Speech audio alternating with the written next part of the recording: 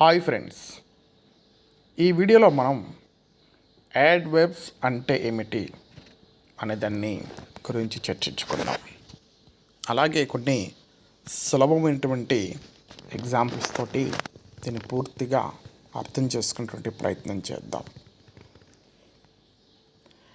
An adverb is a word that tells us more about a verb, an adjective or another adverb. It answers questions like how, when, where, or to what extent. క్రియా విశేషణం అంటే ఒక క్రియ విశేషణం లేదా ఇంకొక క్రియా విశేషణానికి మెరుగైన వివరణ ఇచ్చే పదం.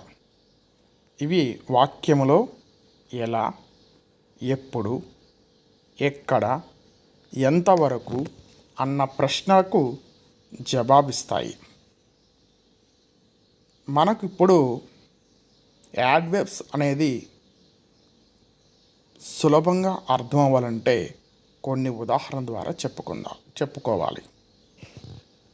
ఇప్పుడు ఆ ప్రయత్నం చేద్దాం.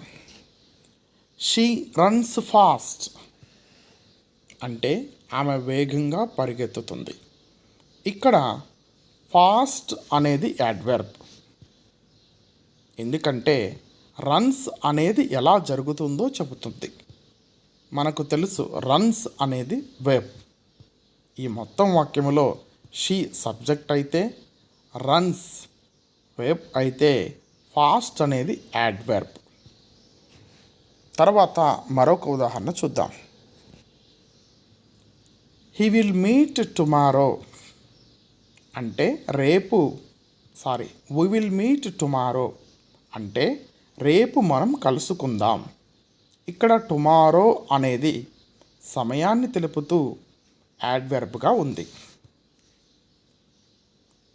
తరువాత హీ ఈజ్ వెరీ టాల్ అంటే అతను చాలా పొడవైనవాడు. ఇక్కడ వెరీ అనేది యాడ్వర్బ్. ఎందుకంటే టాల్ అనేది యాడ్జెక్టివ్ అనే విషయం తెలుసు మనకు.